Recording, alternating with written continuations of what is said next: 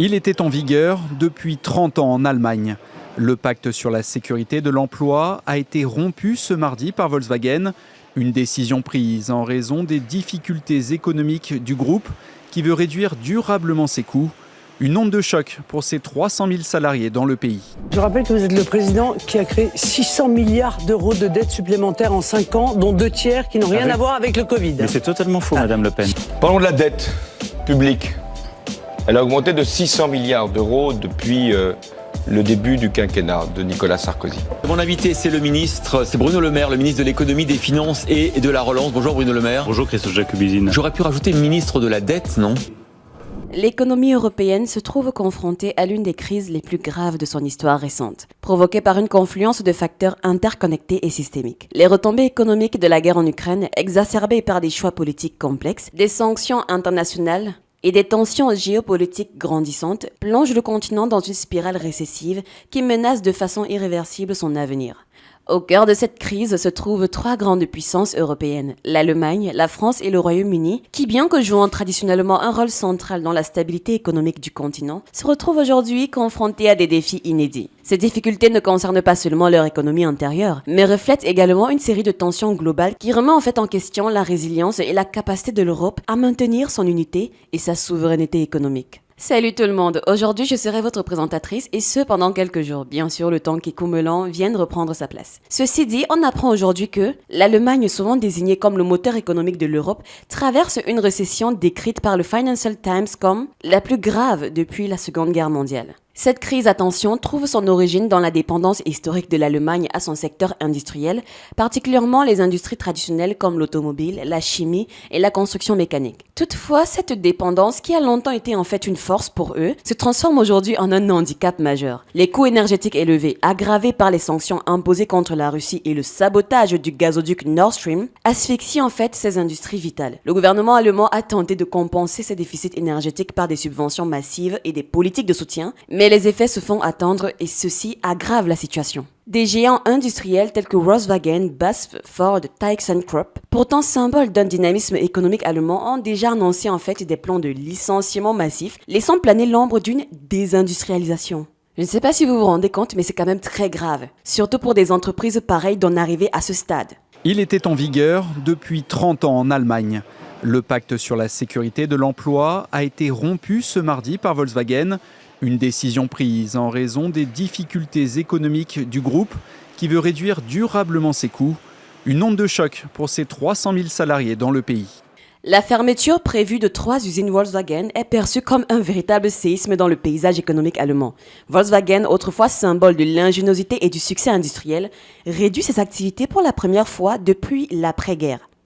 Un scénario catastrophe qui inquiète jusqu'au sein du gouvernement. L'heure est aux négociations. Le groupe doit prendre ses responsabilités.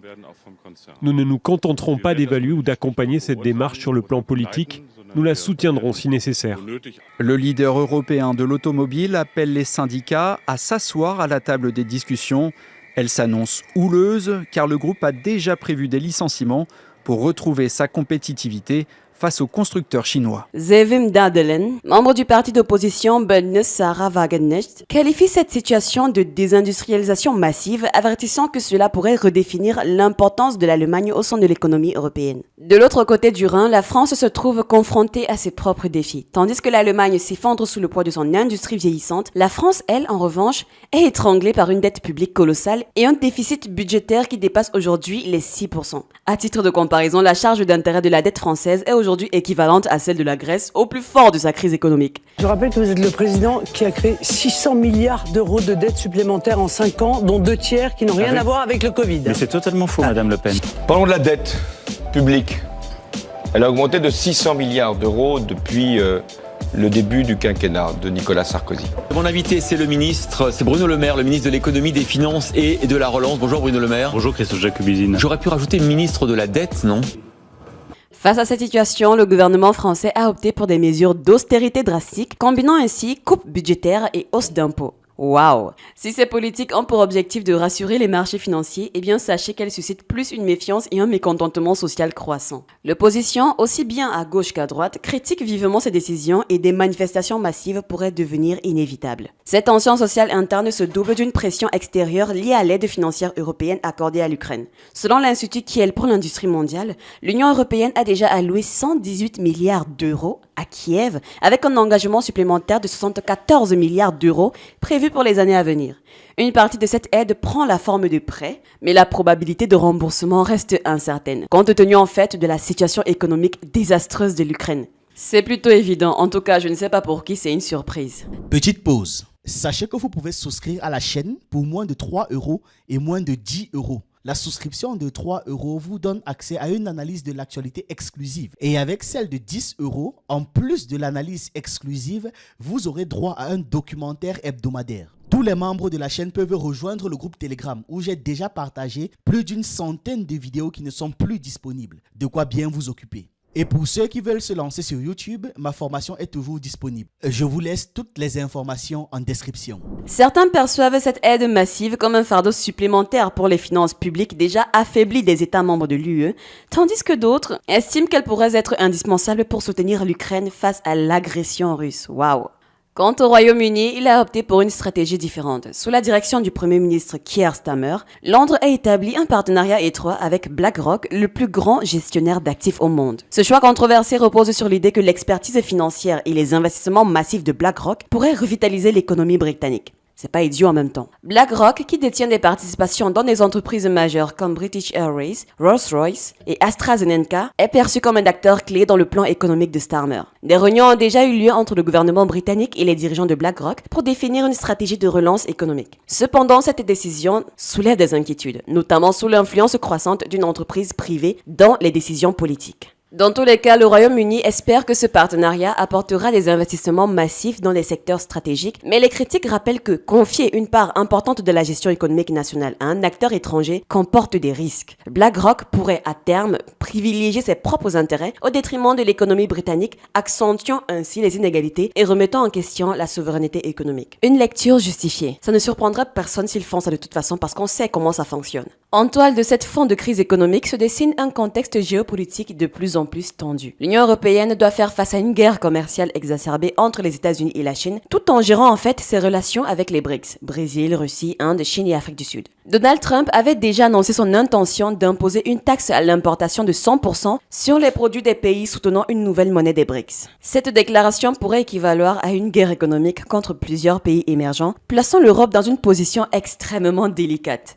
Déjà dépendante en fait de nombreux biens et matériaux chinois, elle doit revoir ses chaînes d'approvisionnement tout en renforçant son indépendance économique. Coup dur pour Guillaume. Selon le vice-amiral Rob Bauer, président du comité militaire de l'OTAN, cette adaptation est cruciale. Les entreprises doivent se préparer à un scénario de guerre, a-t-il déclaré, insistant sur l'importance d'une économie résiliente pour remporter les conflits modernes. C'est bien enjolivé tout ça. Face à cette situation alarmante, certains pays d'Europe centrale et orientale, comme la Pologne et la Hongrie, adoptent une stratégie proactive en accumulant de l'or. Ces nations semblent anticiper un effondrement du système financier international et cherchent ainsi à sécuriser leur économie contre d'éventuels chocs. Pendant ce temps, l'Allemagne pourrait suivre l'exemple britannique en se tournant vers BlackRock. Friedrich Merz, leader de la CDU et favori pour devenir le prochain chancelier, est un ancien employé de cette entreprise américaine. Si ce scénario se concrétise, BlackRock pourrait jouer un rôle central dans la restructuration économique de deux des plus grandes puissances européennes. Cependant, cette dépendance croissante à une entité privée pose une question fondamentale.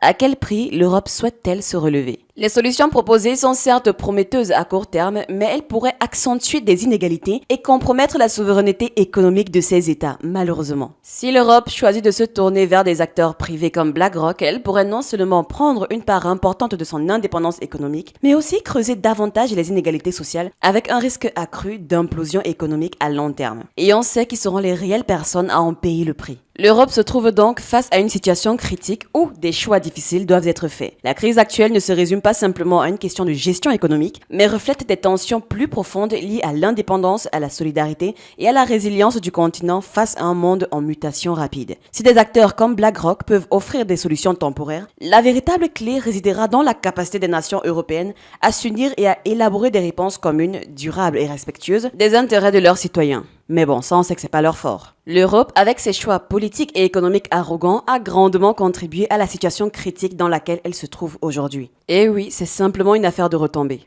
L'histoire récente de l'Europe entre négligence des réalités du monde extérieur et la recherche incessante d'un rôle dominant me semble avoir favorisé des décisions qui se retournent aujourd'hui contre elle. Simple lecture des faits. Le cas de l'Allemagne, par exemple, est emblématique de cette arrogance européenne.